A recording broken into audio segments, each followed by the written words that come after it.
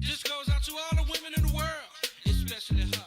You know it don't even matter your age, don't even matter your color. Yo, fellas, I ain't forget about y'all. This is for everybody that like the thing. Just listen to what I'm saying and do it and take a chance. I put my hand up on your hip. When I dip, you dip, we dip. You put your hand up on my hip. When you dip, I dip, we dip. I put my hand up on your hip. When I dip, you dip, we dip. You put yours, then I put mine. Then we can dip down low and roll it grind. Just get on the floor like I said before. Y'all remember that down low? Just put a little dip with it. Now roll those hips with it. Pop it, push it, rock it, roll it. Can't control it, I come hold it. It's all in fun, so take a chance. Just get on the floor and do that dance, y'all.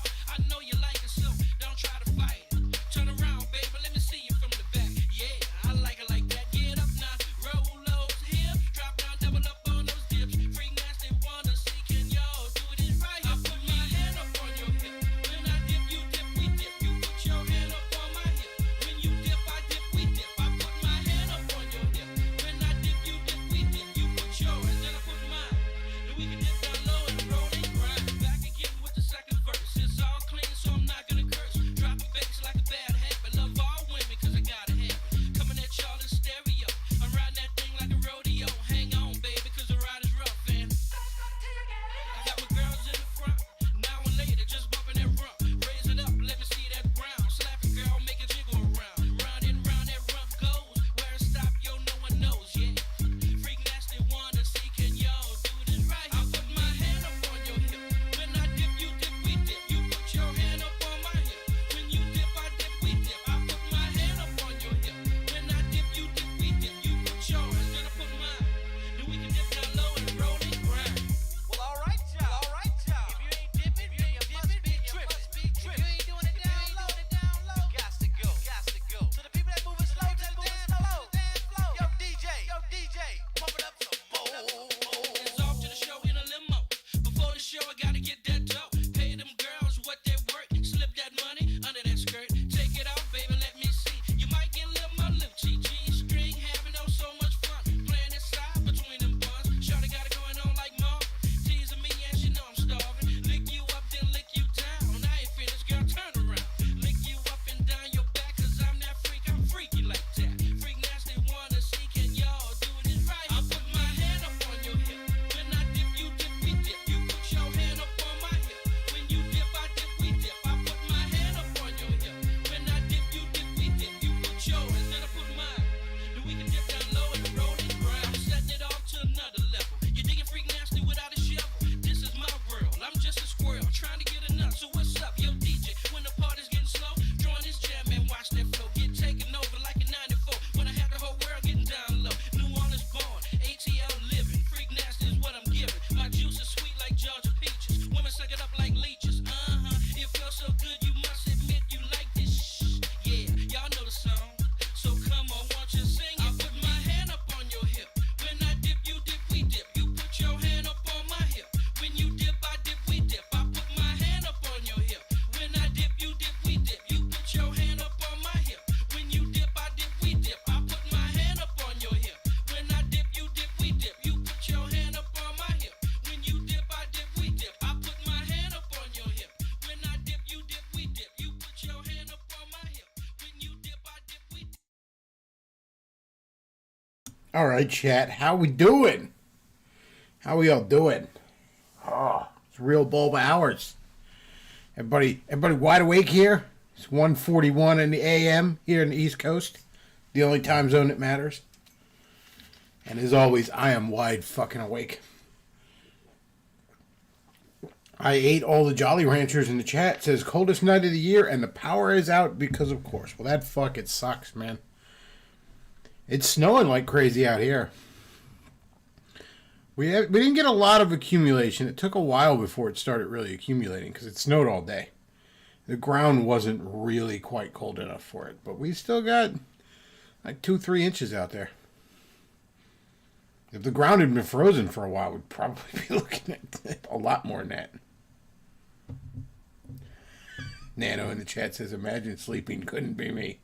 Fuck that, man. You know, I've always been a night owl, even as a kid.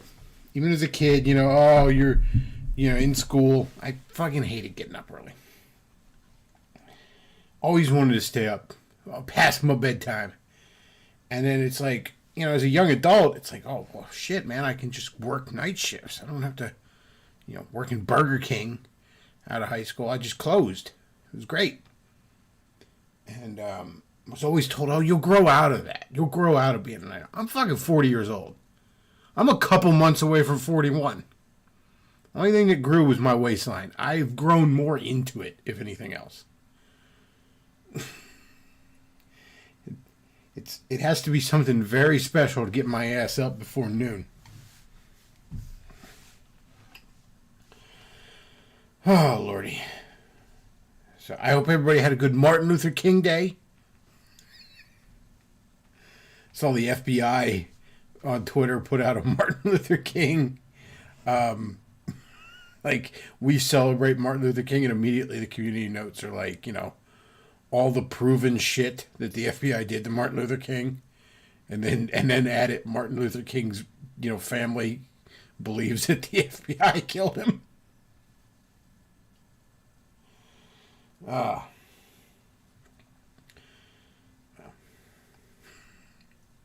So everybody watched the Iowa caucus tonight. I didn't catch live footage, but I caught people talking about it on Twitter.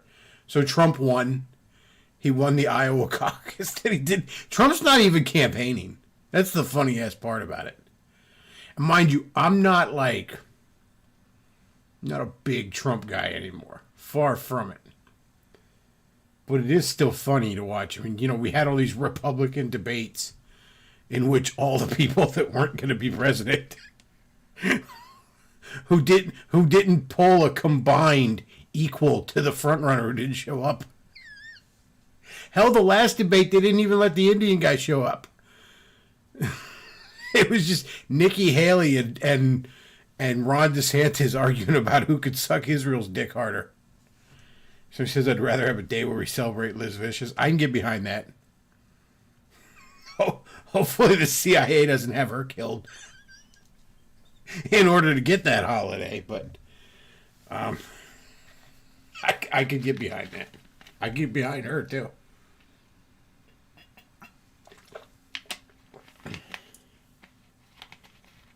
God bless her. One of the few chicks that did porn and just didn't go completely down the rabbit hole of absolute. Like somebody, you ever? I know porn's bad for you, chat, but you ever like check out a porn star and you're like, oh, she's hot. I got to see all the videos she did. That's a mistake. You don't want to do that. You don't want to just search by a porn star's name, because she's going to be doing some shit that's going to disgust you.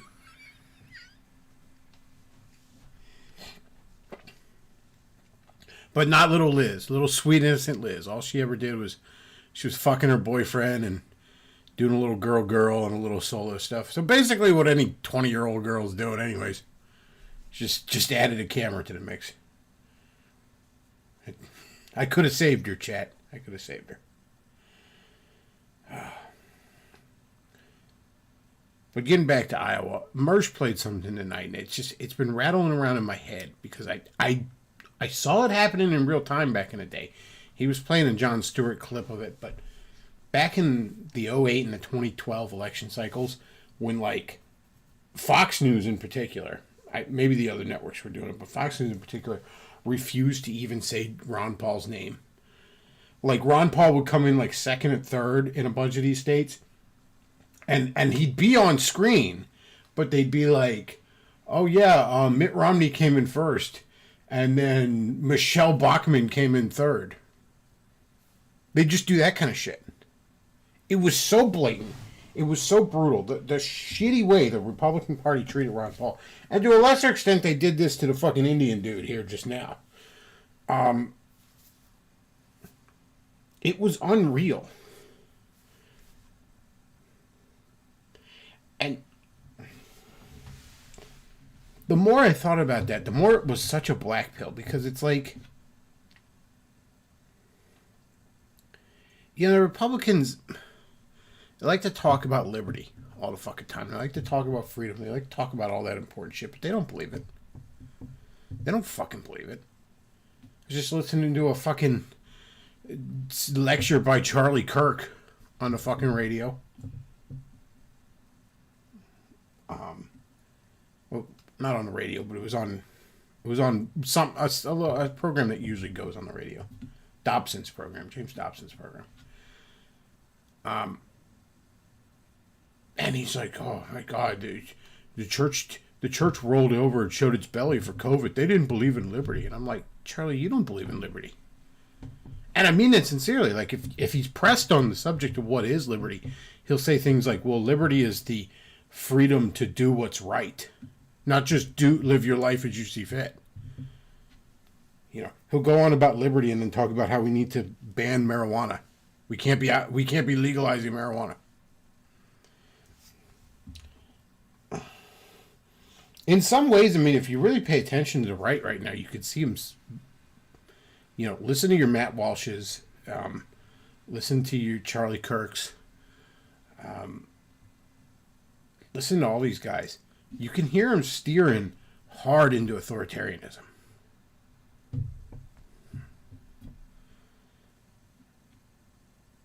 And it's just like, okay, so I'll just stay home that Tuesday. I mean, I guess it's better if you're there because you're probably going to lower the taxes, maybe. But is that it? Is that...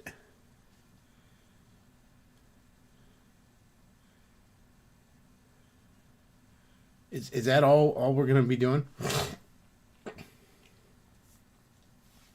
You know, does liberty really mean I only get to do what Charlie Kirk thinks is okay? Is that what it means?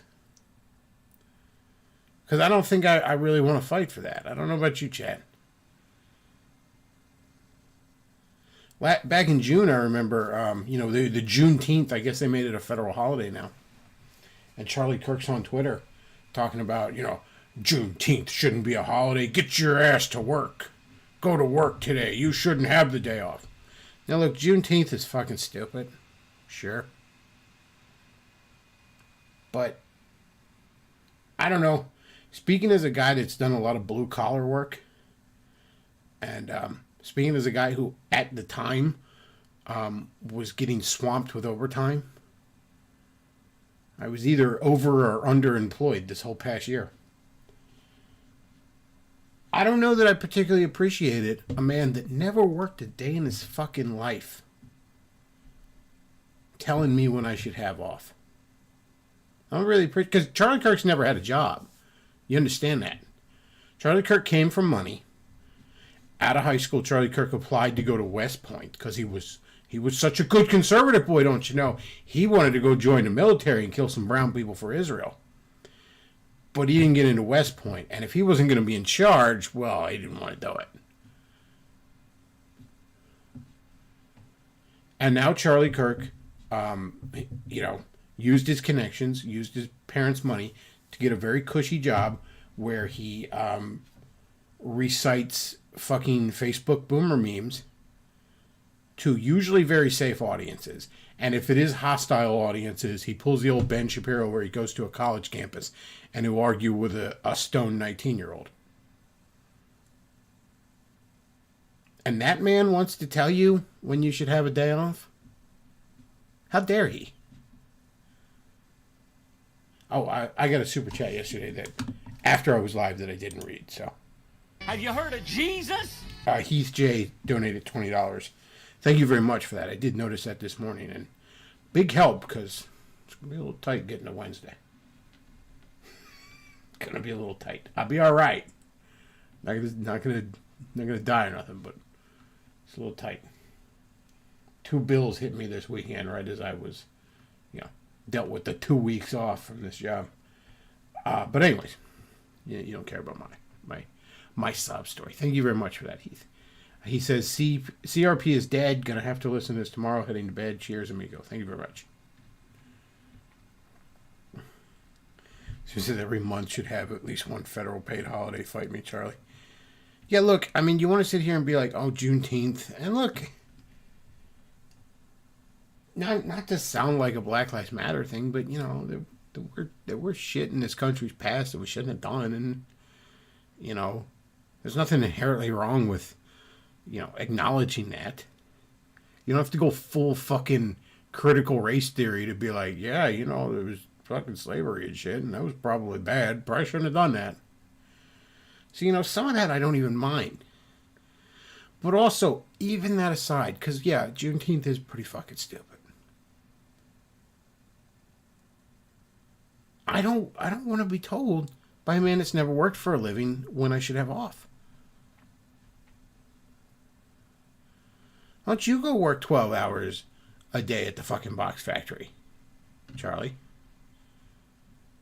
Maybe you would have a better outlook on life if you'd at least done that a little bit in your fucking life. If you'd have worked a day in your fucking life, maybe you could do more than just spout Facebook boomer memes to evangelicals. Because that's the other thing. When I was listening to his fucking talk, it was...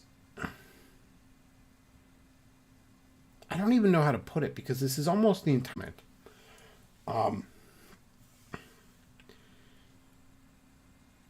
But it's just a stroke job. You know what I mean? It's just something to quote-unquote challenge, but really it's like, we're going to save America, and we're going to speak up. And he's saying things that are incredibly safe to these people that just, he knows,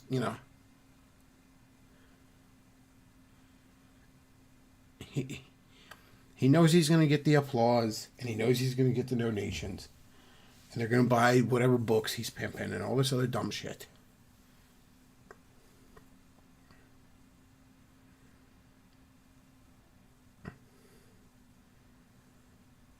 Yesterday, was it yesterday, or when was I live? A day ago, 2 days ago, whenever the fuck it was. Sunday night, Monday night, whatever. Sunday night when I was live. I had somebody in here who's all mad that I was shitting on Coach, Red Pill. He's like, what have you done for the movement? And all that kind of dumb shit. It's like, what do you want me to do? Huh?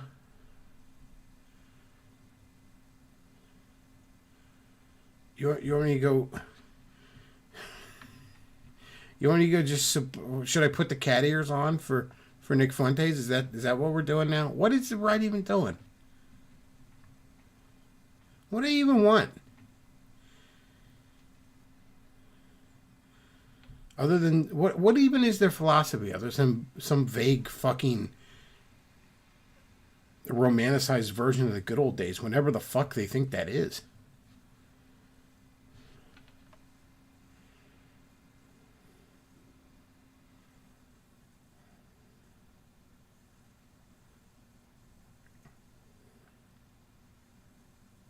It's all so fucking stupid.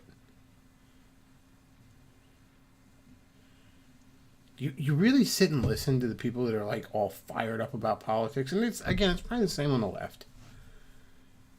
But like,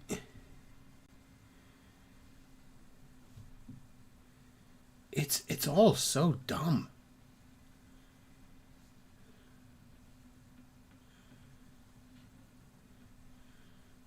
Just shouting bumper stickers at each other. I don't know, chat. I'm so burned out. I'm so black-pilled about it anymore. To use the overused expression.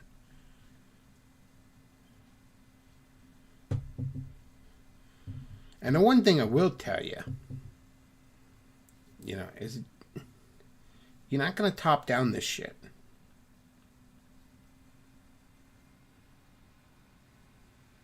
As much as I despise the religious right portion of the Republican Party, whatever you want to call them now, most of those evangelicals went fucking MAGA now, whatever, but you know who I'm talking about. Even if the name doesn't quite seem fitting anymore. But back in the late 70s, into the 80s, they were a major force getting Reagan elected in 1980. Galvanized about the abortion ruling because it's damn near the only thing you can get them fucking fired up about. They can loot this country and rip it apart piece by piece, and the evangelical snoozes. But oh my gosh, your political enemy might be breeding a little less fast, and now you wake up.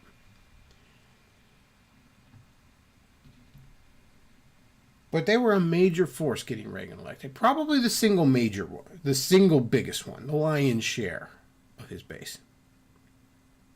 They got Reagan elected, and they initially sat back, and they thought Daddy was going to give them everything they want, because that is the right-wing conceit. At the end of the day, especially the authoritarian right, they want Daddy to tell them what to do. I guess there's a reason that movement is so full of repressed homosexuals. But that didn't happen. I mean, Reagan did some stuff, but he didn't. The president can't. There's not that much the president can do.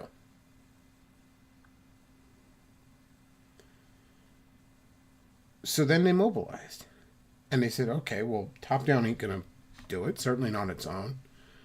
And they got into school boards, and they got into local elections, and they had a lot of successes.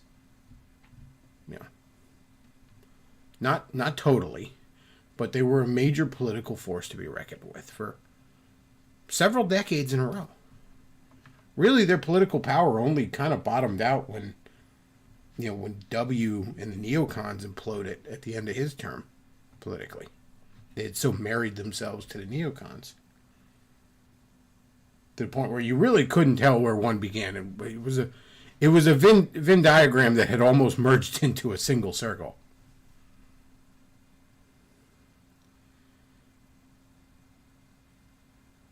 So then, you get this Trump movement.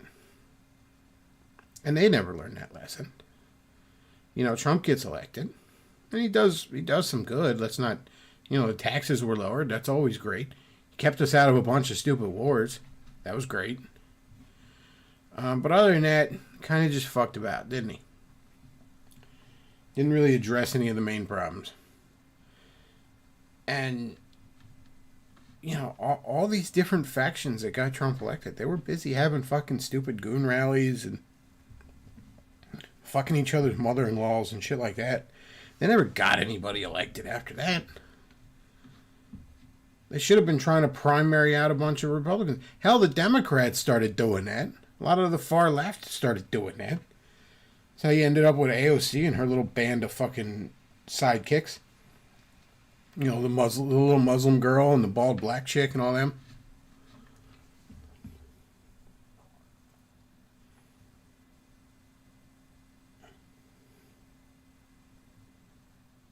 So I don't know. What is there even to support this time around? Yeah. So it says, I see you're equating the religious right of the past with the modern day MAGA movement. Now, the MAGA movement's made up of a lot of different factions.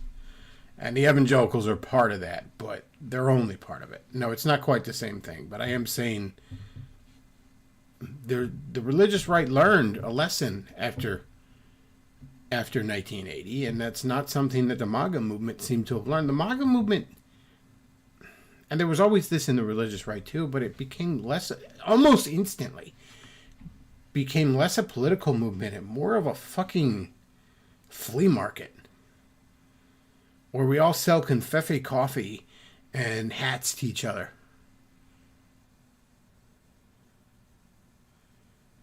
Became a fucking cottage industry. You Brendan Dillies and shit like that.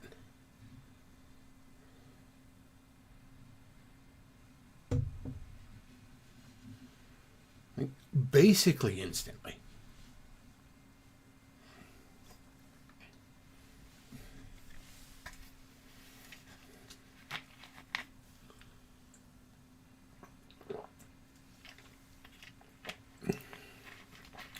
So, yeah, I'll vote for Trump in 2024 because, it'd be nice to get the taxes lowered. It'd be nice to maybe try and put a little bit of a stopgap on the fucking inflation. And it'd be nice if he kept us out of some fucking wars. And the only thing keeping us out of it now is the military is in such a shitty shape.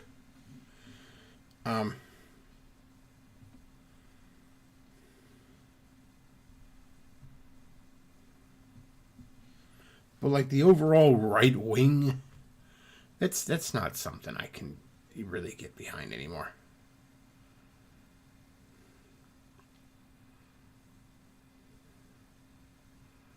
Like, there's probably going to be quite a few Republicans I'll vote for in the remainder of my lifetime, but, you know, I'm certainly not voting for any Nikki Haley's.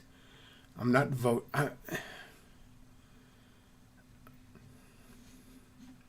not interested in fighting for fucking Israel. I'm not interested in your social conservative trad fucking agendas or any of that shit.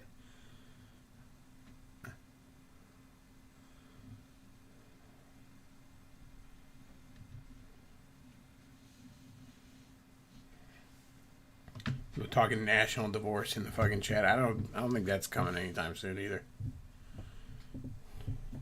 And I mean, it might.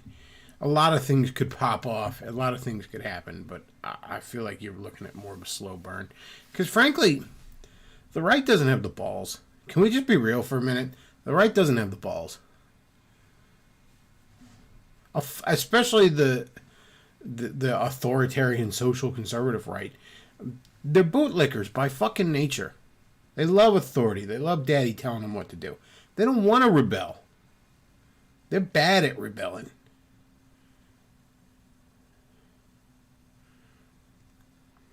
You know, they're the guys that got their thin blue line stickers next to their come and take it stickers. They're not going to do shit. They ain't going to do shit.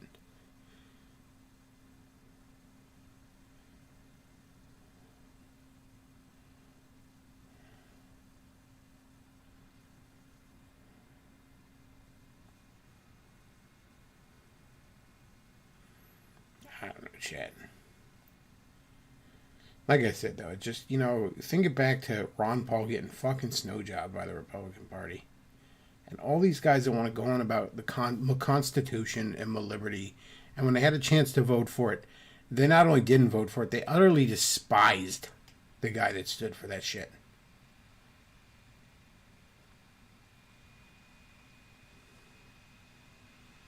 Remember Ron Paul on stage in the '08 election cycle trying to tell Rudy Giuliani that all this fucking shit, that all this power we were giving the government against terrorists was going to get turned on the people. And Rudy Giuliani, I can't believe it, this guy must love the terrorists. And Rudy Giuliani just very recently got fucked in the ass by the government.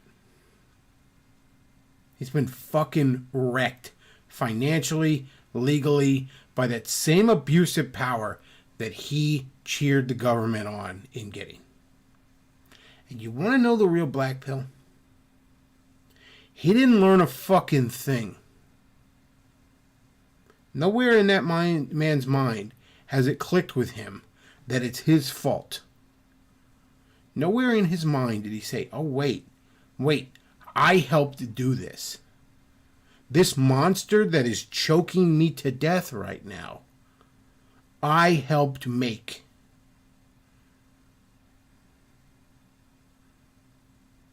I guarantee you that thought hasn't even fucking crossed his mind.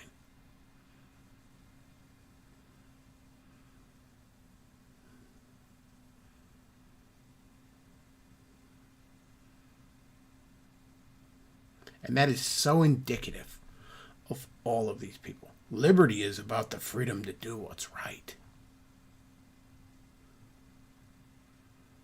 Can't have too much freedom, you know. And then they complain when their churches get shut down over a fucking cold. Well, what'd you expect? But they never put those two things together.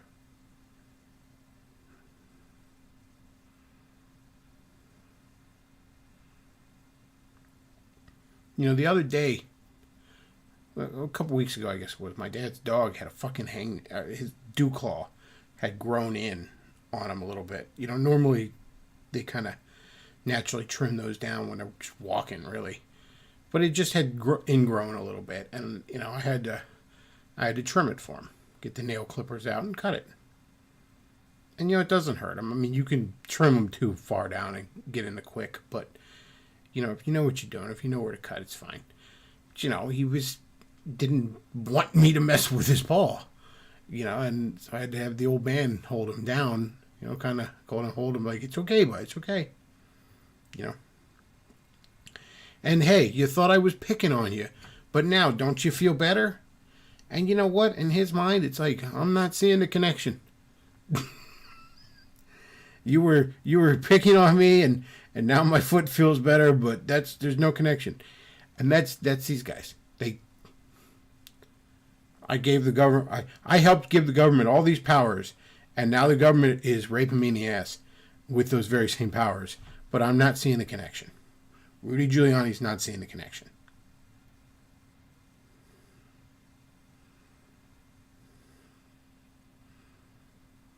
They can't. There's something about them they can't. They can't see it. The right-wing mindset will never allow him to look at the right-winger will never be able to look at the back of his big, stupid truck that gets 17 feet for a tank of gas that he bought because his dick is small, I guess. He'll never be able to look at those bumper stickers on the back and see the thin blue line sticker next to the come and take it sticker and understand there's a contradiction there. On my way to work and most other places I go up north, I drive right by this property where this guy's got this homemade sign that says China controls Biden. And directly above it he has a thin blue line sign. So Joe Biden, the head of the executive branch, in other words, the top cop of the land, is controlled by a hostile foreign power, according to this man. But I support the police. How does...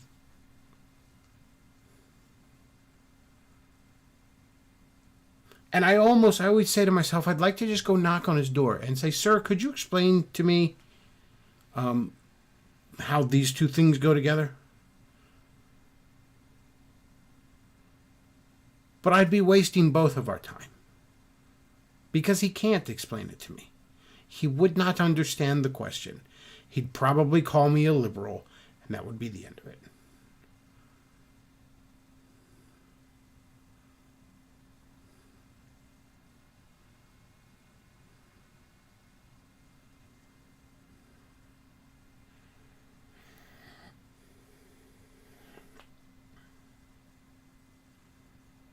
Somebody says somebody should tell Charlie Kirk that liberty is doing what you damn well please as long as you're not infringing on other people's rights. But you see, that's the thing, Red Pill Renegade. Almost certainly somebody has. And he won't accept that. Because you see, the reason Charlie Kirk wants to believe, quote-unquote, in liberty is because conservatives are by their nature traditionalists. And the American tradition is liberty.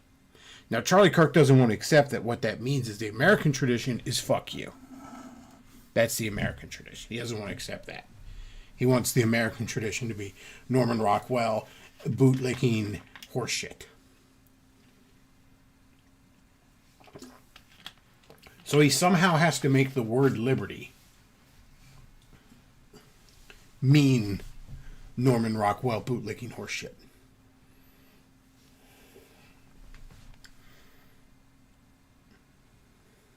And he just does. He just says that, well, liberty means this thing I say it means, when it just obviously doesn't, but fuck you. It doesn't matter. That's the other great black pill. You can't reason somebody out of a position they didn't reason themselves into. You're not going to.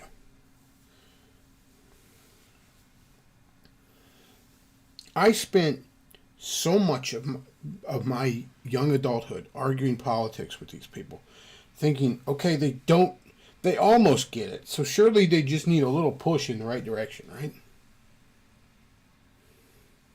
Forney says, where the hell did all my comments go? I see your comments, man.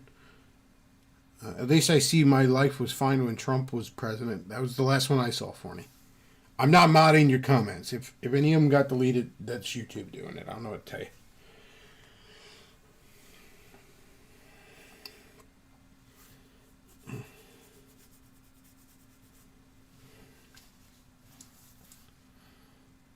You have a wrench, so I can't imagine. Unless you're just flat out, I don't know, dropping the word faggot or the N-bomb or something. I don't know why you'd, you know, I don't know why it would automatically nail any of your comments.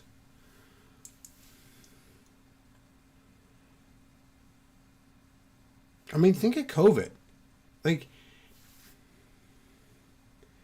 I know somebody, you know, friends with the family. She's in her early 20s now, but she was a senior in high school when COVID happened. You know, she didn't get no fucking prom. She didn't get no graduation ceremony. She didn't get none of that. Now, look, I never cared about any of that shit myself because high school was fucking gay. But she felt differently. She cared about that stuff. That was a thing that was important to her that they took for her. They took from her over bullshit. And she still rides around with a fucking Thin Blue Line sticker on her vehicle because she loves the cops. The cops are her friends, don't you know? I mean, you know, they're the ones that didn't let her have a fucking graduation ceremony. And if you said that to her, she'd be like, no, the politicians did that. And I'm like, look, if the politicians can say anything they want, and they're just an asshole with an opinion until a cop's willing to stick a gun in your face over it.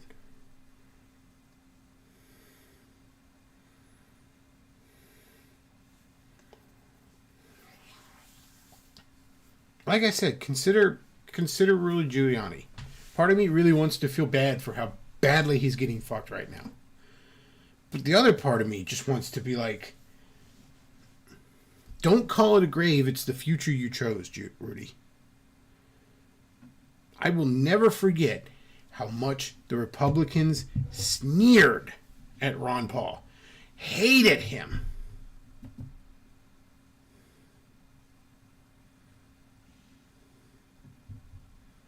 And everything he said was true. Even now you got Trump putting out statements like, I want to give the FBI a big, beautiful new headquarters. You know.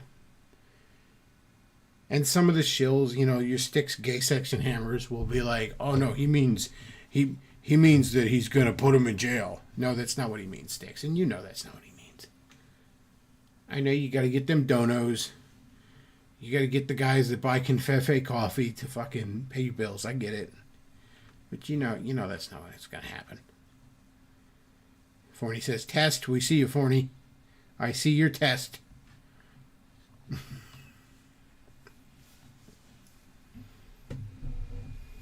So yeah, it's funny that Trump is running away with a nomination that he's not even really fucking campaigning for. He just assumes he has it. And he does, and that's kind of funny. You know, I guess we're not going to have to worry about Nikki Haley being the nominee. Forney says Israel, and I could see that as well. So I don't think Israel is what got you banned. Because, you know, we love our greatest ally here at the YouTubes. Greatest ally. They do so much great things for us. Like taking our money and letting us fight their battles.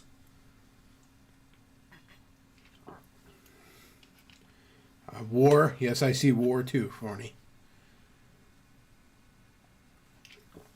Do you want to call in? I can hop on the Skypes there if you want, Forney.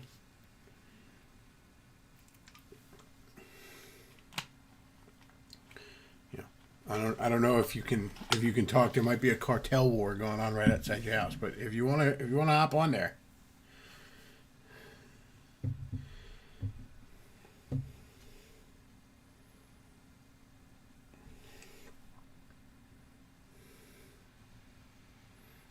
Focus on redheads and red pills.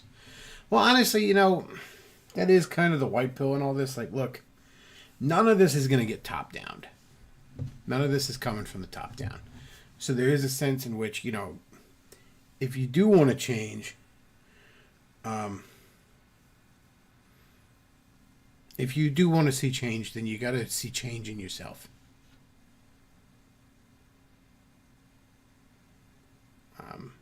You know, I hate to be the cliche, but you know, sometimes you got to go with the old Jordan Peterson lobster man, clean your room shit.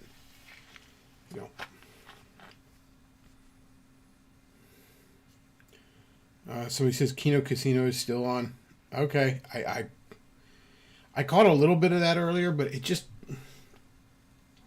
Kick doesn't work for me very well, so I haven't been able to watch him much. But I'm sure Ralph pooping his pants is still very funny. I'm sure it is still very funny. And I'm sure Nick is still very, very gay. So.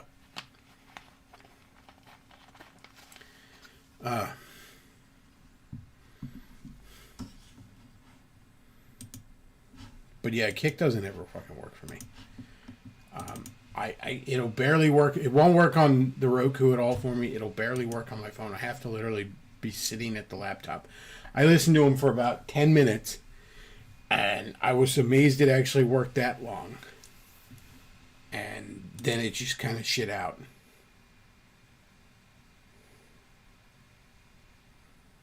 So he says, what do I think about those former ex-con YouTubers who make prison meals for YouTube? I haven't seen any of that, but that sounds gross. I don't think I'd want to watch that.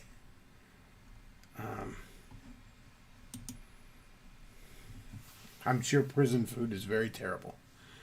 I did watch a video on like a little handheld game system that you could get in prison.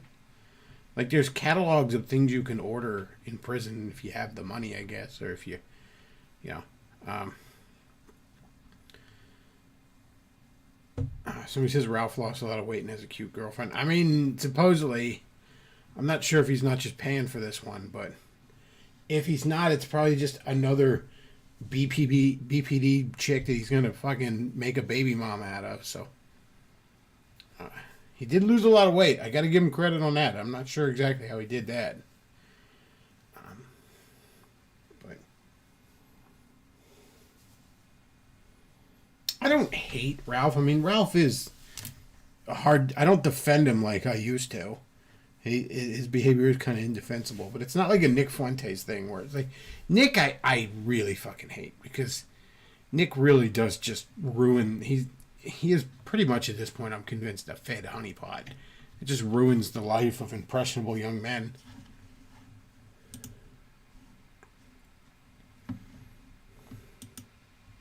So yeah, fuck Nick Fuentes.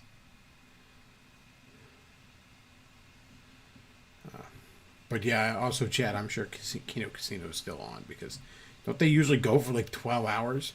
At least when I used to watch them, man, they'd have like 8 to 12 hour shows. But hey, if you're making the money they're making, good for them.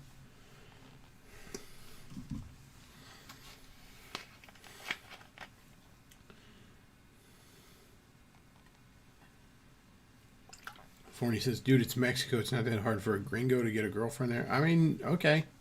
I'm not overly familiar with Mexico. He might be doing good. You know, he'd probably be doing a lot better if he'd get the fuck sober.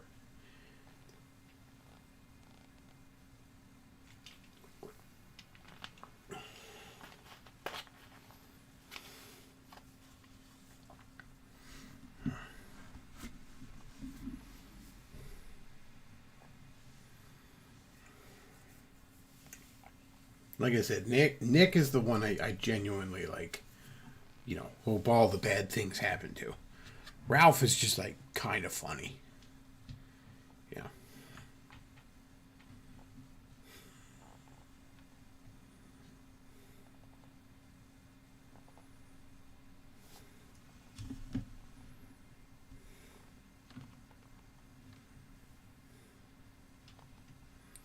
So this is another step to change is stop getting involved in vanity projects that'll go to shit like Gamergate did years ago. Oh yeah, you know, I was just on Liam Gray's stream last night.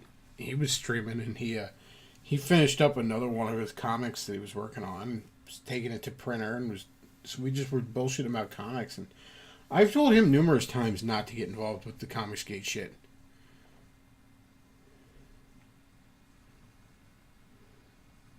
You know. It's not good. She says, wow, it's been like 3 years. Cool to see you're still doing streams. I do them sometimes. There's no regular channel or schedule here. If I feel like hopping on here to bullshit, I do it. And hopefully I get super chats. Not always, but sometimes. And that's nice.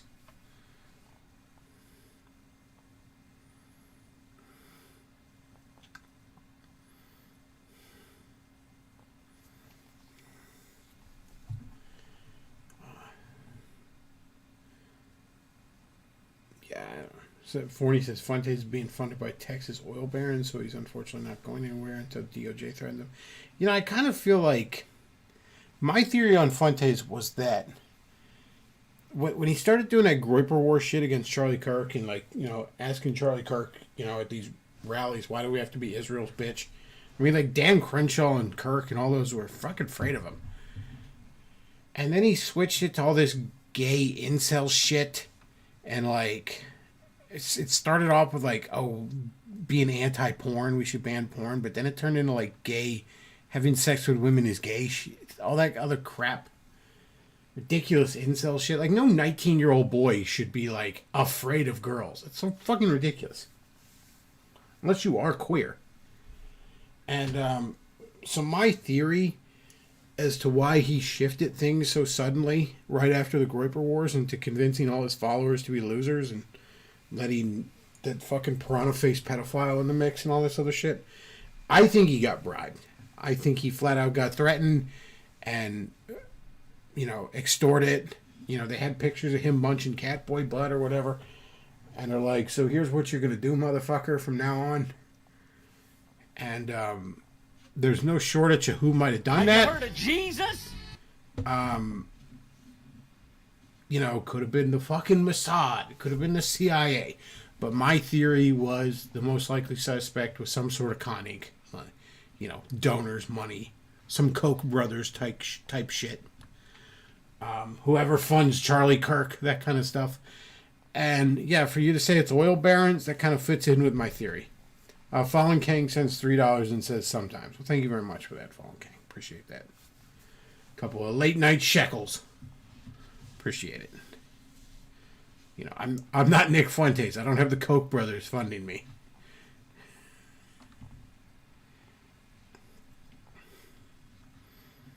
I'm not Ethan Ralph. I don't know where Ethan keeps getting his money. I know Mexico's cheap, but good Lord, man.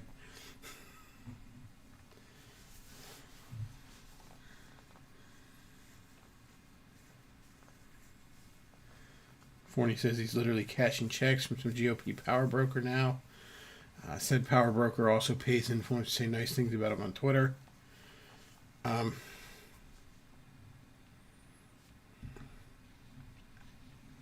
it says rants about cringe evangelicals are peak Bedglov content. Well, that's true. So it says, hey man, why are you up this late? I'm always up this late, man. I'm not usually asleep till like 4. You gotta remember, I work late, man. I mean, at the current job I'm at, I mean, I don't get home till 11:30 at the earliest, you know? And people say, well, why don't you go to bed right when you get home? And I'm like, who the hell can do that? Like, I go to bed, I get home. So right away I need to shower because, you know, I work for a living. And, you know, I might want something to eat. And then add to that, like, you gotta wind down. So I'm gonna be fucking playing on the Switch. Or I'm gonna be reading. I'm gonna be watching the fucking TV box. Alright? And so all that, you're looking at least 2-3 hours. New job's going okay. Biggest problem I had right now is there was a 2-week shutdown around Christmas right as I was getting started and trying to get some checks under my belt. That fucking hurt. And then I had today off because Martin Luther King Day. Now, don't get me wrong. Next year, if I'm still there, and I hope I am, it's a pretty nice job. You know, having a little bit of time off for Christmas will be nice. You know, it's not paid. That it's only a week for the regular people because I'm a temp. They forced me for 2 weeks. But, you know, knowing it's coming, having the week of Kwanzaa off would be nice. And, I mean, Martin Luther King Day having off? No, I've never worked a blue-collar job that has that off. This place has all the bank holidays, it seems. You know, good deal. It's the best dildo factory in the world, I gotta tell you. We really make top-quality stuff. We had to make a big shipment to send out to America First Conference. Bunch of big black dildos to go to the America First Conference. AFPAC. So he says, I work at a restaurant, don't get home until 10, so I get it. And part of that's my schedule. Part of that is my natural schedule. I did a day shift for 5 years in a warehouse, and it was only like 9 to 5:30. And that was too early for me. I never got used to it. And a handful of times I've worked day shift blue collar work where I got to be there at 6 or 7. I don't fucking last long at something like that. Forney says, that means you'll have Juneteenth off. I hope so.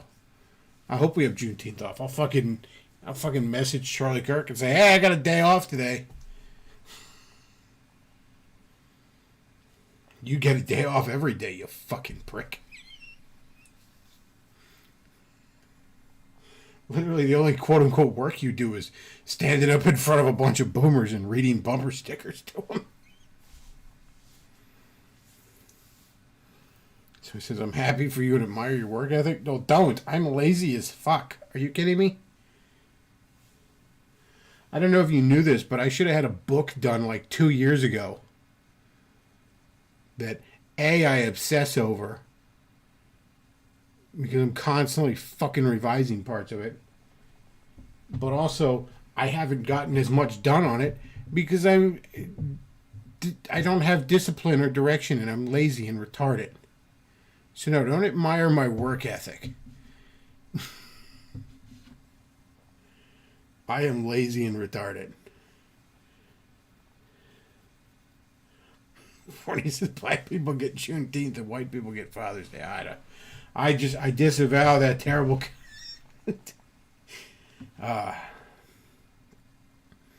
Yeah, my work ethic might be great compared to, like, I don't know, maybe a certain bald bisexual Canadian, but that's a pretty low bar. I'm not gonna brag about that.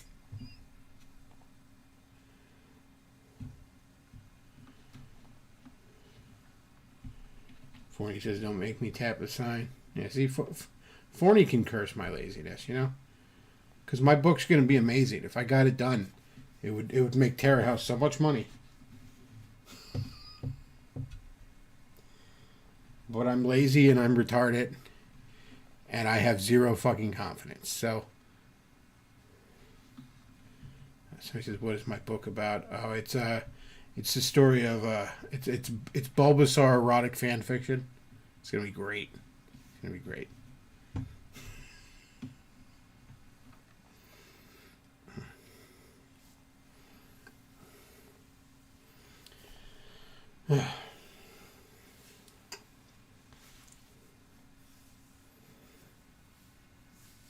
I mean, I have done actual blue collar work most of my life, and yeah, I have worked for a living, but I'm a lazy sack shit. I don't want to work.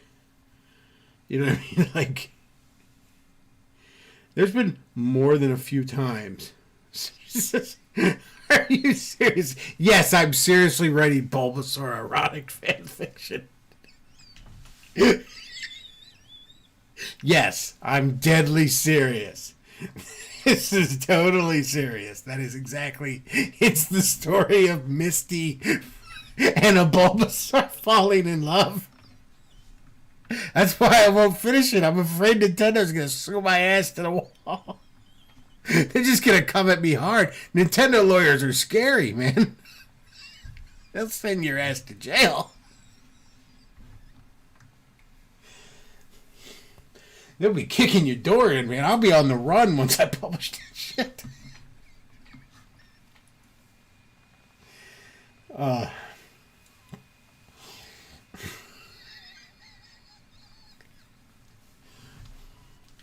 I shouldn't even have mentioned it. They're going to send me a cease and desist already.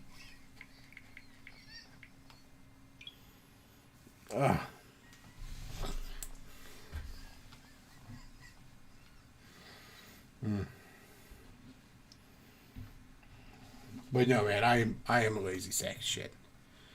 I have more than a few times in my life certainly when I was working first shift, called off because the alarm would go off and I'd be like, yeah, fuck that. Go back to bed. I have called off from a job once from the parking lot. Have you heard of Jesus? I got in there. I got to the parking lot and just kind of decided not today. Fallen Kang sends $2. It says, when can I pre-order? He says, he's writing as I take these massive loads.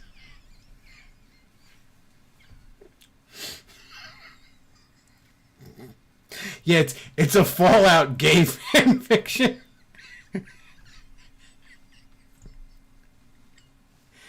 So he says, can't be any worse than Movie Blob's book. And at least it won't be ghost written like a Lawrence Southern pamphlet. Yeah, my book will at least be long enough you could put the title on the spine. Fucking bitch wrote a pamphlet.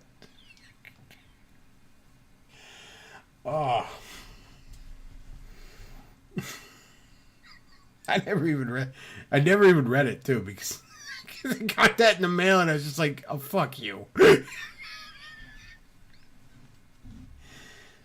I think I gave it to Aaron Clary because he was going to review it, but he never even did either because probably just nothing to it. Oh.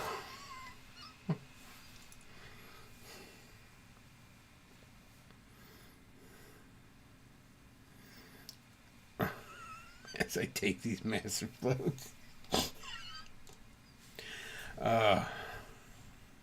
Wonder what he's up to. Hope he's doing all right.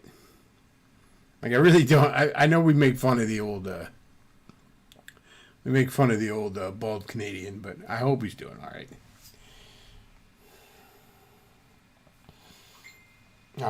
I hope he's not still mad that I quote unquote ruined his life.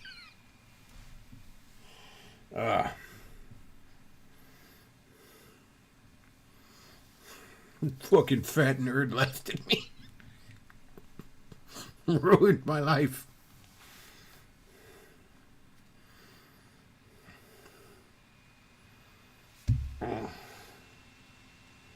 Yeah.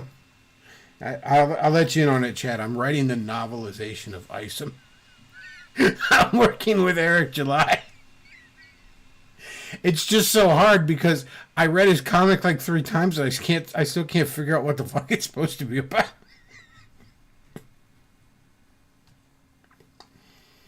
Near as I can tell, it's just Eric July being mad he didn't have a dad.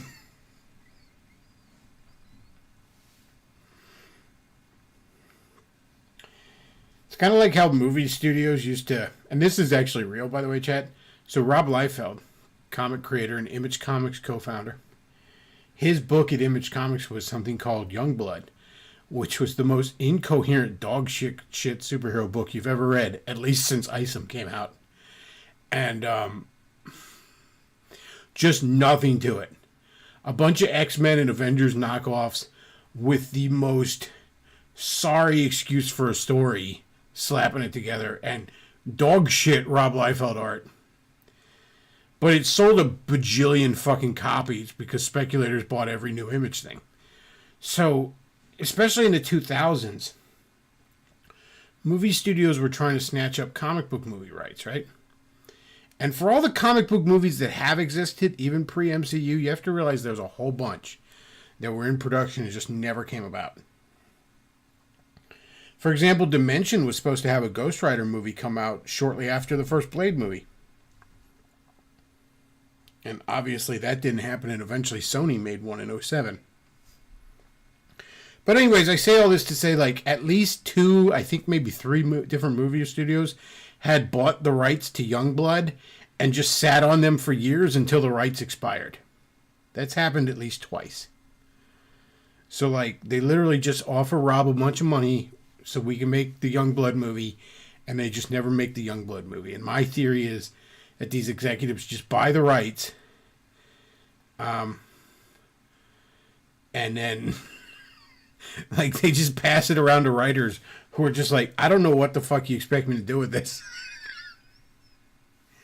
So he says, does your dad's dog still interrupt the show at random intervals? I've actually moved the laptop up to the spare room. So the show is now fat dog free. The fat dog is downstairs. We let him upstairs sometimes, but he doesn't generally have the run of upstairs. There's a little baby gate at the bottom of the steps and stuff. He doesn't have the run of upstairs.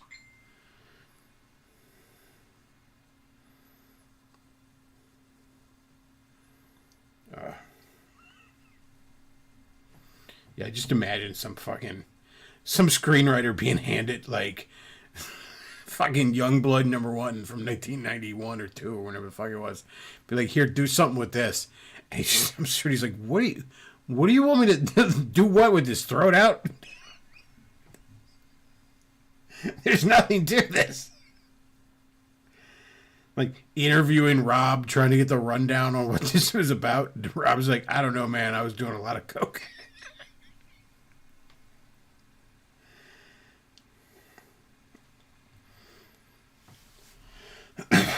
But yeah, like 2 different movie studios, I think 3, had bought the rights at various points and just sat on them until they expired because there's nothing they could do about it.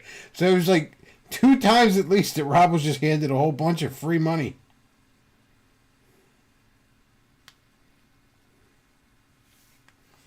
When he says, how cold and snowy is it outside? Well, we got about 3 inches as of right now.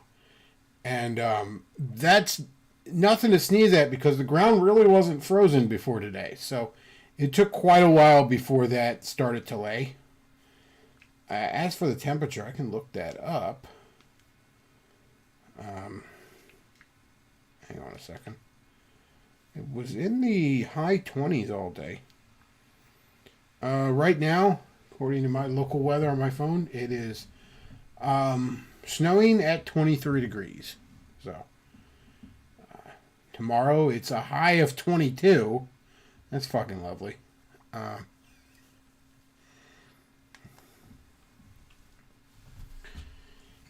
I mean, it was kind of blizzard heavy all day today. It just, again, for the most of the day, it really didn't, stick to the ground very much. It was something like in the fucking 30, it was something like the high 30s, early 40s, like all week prior to this. So we haven't had a deep frost in the ground, and the ground wasn't that cold. So if it had been, we'd probably be looking at like 6 or 7 inches out there. I mean, easily double what we had.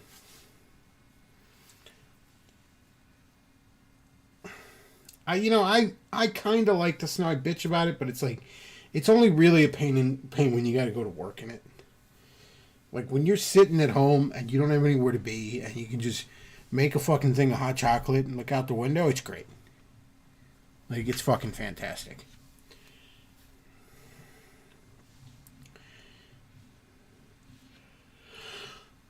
When he says about 50 degrees here, never gets cold enough to justify heating, but sometimes I have to bundle up and I hate it. Well, that is down in Mexico, right? Yeah, got to deal with the chupacabra. Sometimes a wandering rage bait. WF Jacoby says -5 there. Well, that sounds just fucking awful. I don't know where that is, but I don't want to be there. I can tell you that much. I'm not that... if I was a wealthy man, I'd probably just, like... As soon as Christmas is over, I'd be like, okay, see ya. I'm going to go down to, like, Florida for 2 months. I'll see you in March. Something like that. Somebody says, I know NES prices are bad, but if you tried importing PAL NES games, prices are better, and they're usually in better condition. Top Loader plays them all. Oh, that was going to be my next question about region blocking. I have a front loader NES, but the one I primarily use when I'm playing NES games is I have an aftermarket system called a, what is it, like, I can't remember what it's called, but Hyperkin makes it. And it's got like, it's like a handheld system. It almost like a Game Gear or something like that. Buttons on the side, screen in the middle, and you load the cartridge on the top of it. You can actually even hook it up to a TV. I have another one for a Super Nintendo called a Superboy. I don't remember what the NES one's called. But those are the ones I primarily use for NES and Super Nintendo. And if the cartridge size is the same, it probably will play PAL. I do know that Game Boy games are region free, so I have actually bought a few Japanese exclusive Game Boy games over the years. I got Godzilla King of the Monsters for the original Game Boy, which was Japanese only. And I bought the Starfy games, which are Japanese only, for the Game Boy Advance. And I mean, they're not translated, but you know, I think I can figure out how to fucking step on tanks as Godzilla or bounce around as what's basically just water Kirby in the Starfy game, so it was fine. You know, like, obviously I can't get a fucking, you know, RPG out of Japan and expect to be able to play it.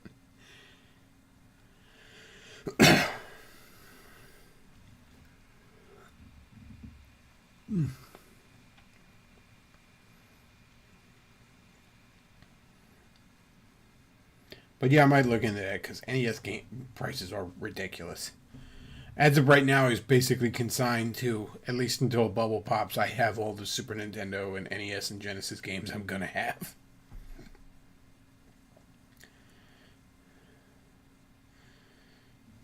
So he says most retro NES games age like wine content-wise, so hold on to them for dear life. Oh, I'm not getting rid of any of them. No, now is the last time I want to get rid of physical media too. I live in a place where I can keep it. Storage isn't really an issue. And I just get the feeling you're going to want to have some physical media in the years coming. You're going to want to hold on to your physical media.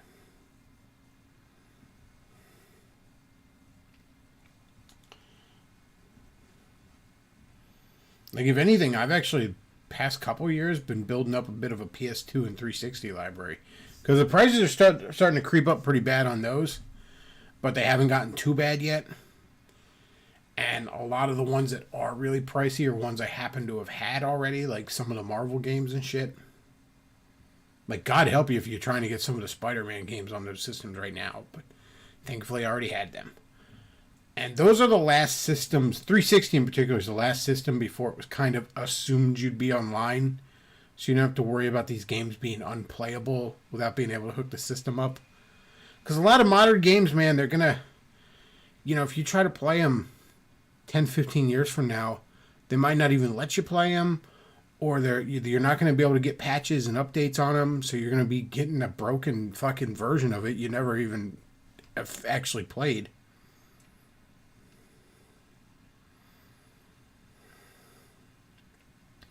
Before he says, man, Bedglov, I know the place for you. Mercado in downtown Guadalajara has an entire floor dedicated to retro video games and PC equipment, NES, SNES, Dreamcast, PS2, anything and cheap. That sounds awesome. Like I said, I've been snatching up PS2 and 360 games right now because some of them are still cheap. It's basically like if I'm at my retro game store and I see a PS2 or 360 game that I might even at some point want to play, and it's less than like $15, $20, it's probably going to come home with me. Like, I think it was a couple months ago or maybe a year ago, something like that. I just remember. So, like, hey, there's a Kim Possible game for the PS2. I bet that's dog shit, but maybe it's not. And it's only $7.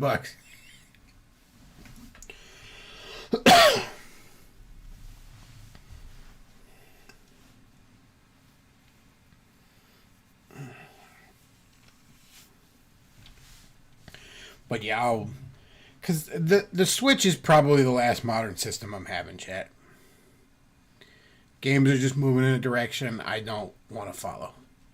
Everything online, games as services, loot boxes, all that kind of shit. I don't want to do it. You know, no hard copies, no physical. I don't. I'd just rather not. So I feel like the Switch is probably the last modern system I'll have. So, you know, after that, I mean, there's plenty of games. Like, I have Grand Theft Auto 5 on a 360, and I've never really played it. I remember briefly playing it when I first got it, when it was still kind of new, like 2014-ish I got it. And I just got distracted with other stuff and never really dove into it. I also have GTA 4 on that system. Never played that at all. You know, I could always just hook up Grand Theft Auto San Andreas and have a grand old time with it.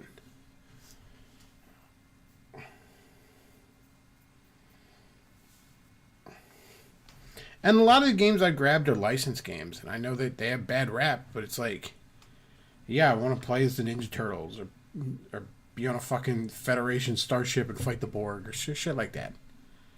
So. Forney says, based on my observation, the Switch is the only system worth buying. Might as well play PC games otherwise. I mean, I can't think of anything that's on the Xbox that isn't available for PC. And as far as PlayStation, what I want to play fucking Spider-Man, and that's it. And it's like, I can just pop in the PS2 Spider-Man games and get about the same thing. You know, same thing. The graphics won't be as nice. The open world would be a little smaller. There'd be a lot less pride flags and a complete lack of Miles Morales. So, has that going for it?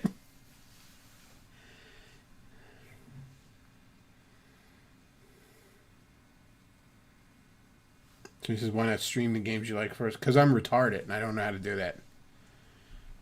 I did a while back play some, like, I have a bunch of GBA games on here I could play. I think they might be on an external hard drive, but I can hook them up. We were streaming Custer's Revenge on this channel at one point, which is, of course, a classic. Custer's Revenge for the Atari 2600, one of the greatest games of all time, I'll have you know.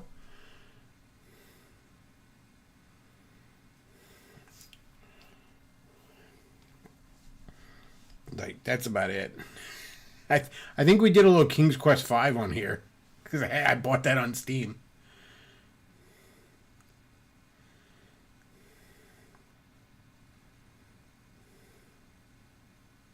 Oh, and I also got a Genesis Classic recently, because my cousin died and he had it, so didn't exactly get it under the best of circumstances, but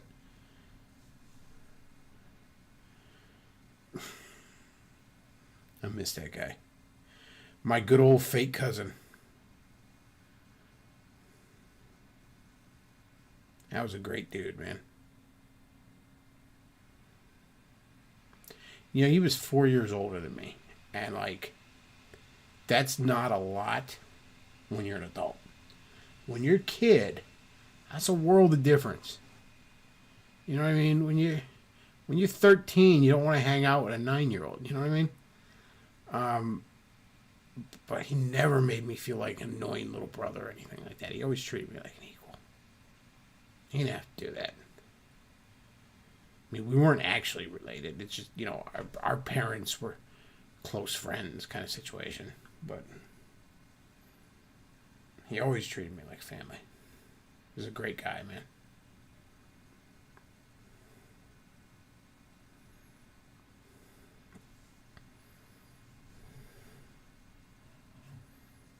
Beat 'em and eat 'em. That's right. We might do some beat 'em and eat 'em on this channel. I'll start a Twitch channel where we just play Atari porn games all the time.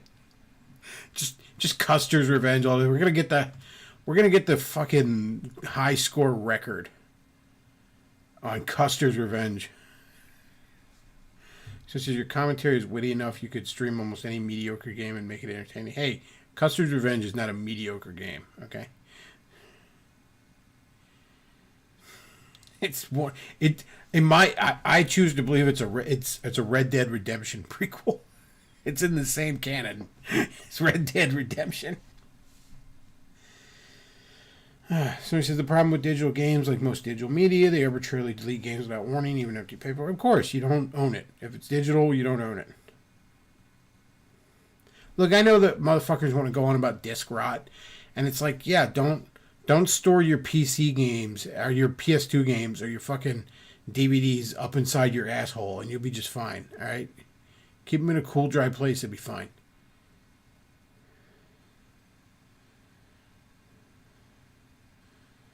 So it's weird. It's weird. It's rough. It's weird growing older and losing people. I mean, I'm not that old. You know, he was only 44.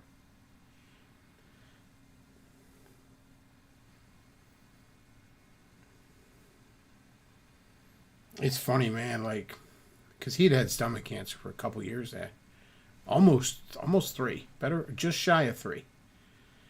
And I think it was late 2020 he got diagnosed. Or maybe it was early, I don't fucking know. Whatever. It was just shy of 3, I believe. And, like, a lot of times I'd go visit him, you know, and afterwards my dad or somebody would be like, well, how's Moshe doing? That was his name. And, I'd be like, I don't know. Like, what do you mean you don't know? I'm like, he doesn't talk about it. He never wanted to talk about it. And what was I going to do? Push the issue? I'm not a doctor. I'm not going to fix it. I could go over and he'd just be like, I watch Stranger Things. It's pretty good. Or just whatever dumb show he was watching. Yellowstone or something like that, you know?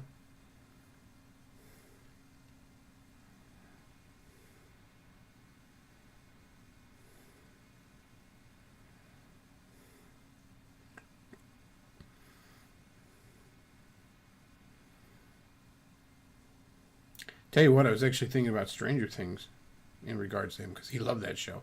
And I like this show quite a bit too. You know, they're supposed to have that season 5 that wraps the whole thing up coming up. I was just thinking, like, man, you know, that I don't know if that's going to suck or if it's going to be good. You know, if it's going to be satisfying and who the fuck knows.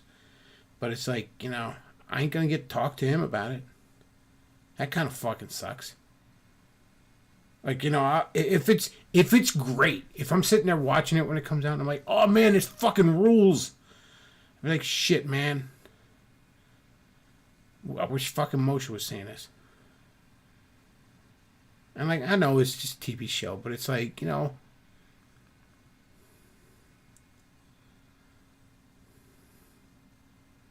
just never take that for granted, man. Even if you're bitching about a show with somebody, a buddy, yours, fans, family, whatever, never take that shit for granted, man. It was a harsh reminder these past few months of just how short life really is.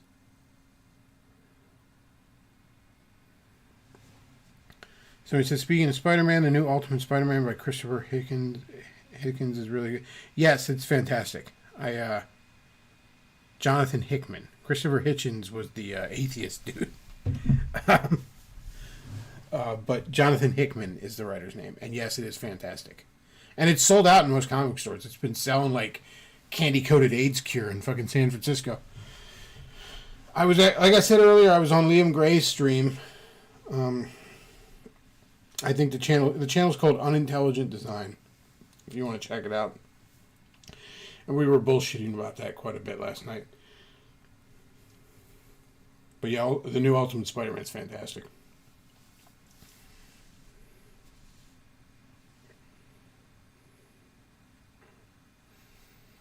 Forney was talking about like patches on games. You know, it's funny. I had years ago I had gotten Shovel Knight on the 3DS. Shovel Knight rocks, by the way. But I got it on the 3DS and I grabbed the amiibo for it. It had just come out and I couldn't get the fucking amiibo to work for it, right? And I even had the little RF reader. You have to get a special RF reader to make amiibos work on a 3DS. And I did indeed have that. Couldn't get it to fucking work. I finally called Nintendo support and I said, look, why doesn't this amiibo work with this game? What am I doing wrong here? And they go, it should be right there on the start screen. Start, options, amiibo. Like, it ain't there. She's like, your RF reader? I'm like, it is working perfectly. I made it work on other games. It's fine.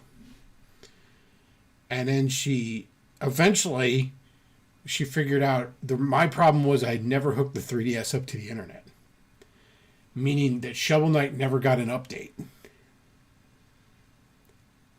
to have amiibo support. So just one very small example.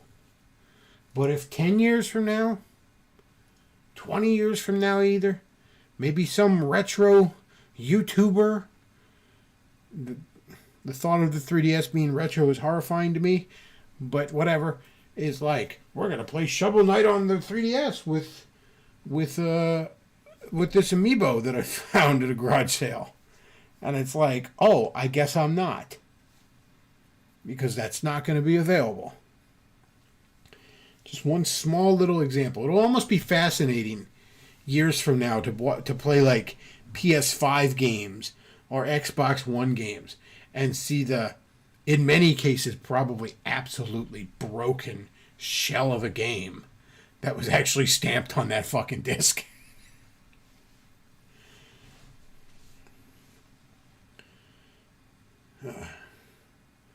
Well, shit, chat. It is 3 o'clock. I should probably go to bed. Plus, I gotta fucking put some clothes away. I did do wash. I brought it upstairs and it's just sitting in a hamper on my little fucking hamper bag thing on my bed. So I gotta put those away and then go to bed. So, if you enjoy the content I put out and you're not listening live and you want to send a super chat, go ahead and send a super chat. And I'll see it next time I am live.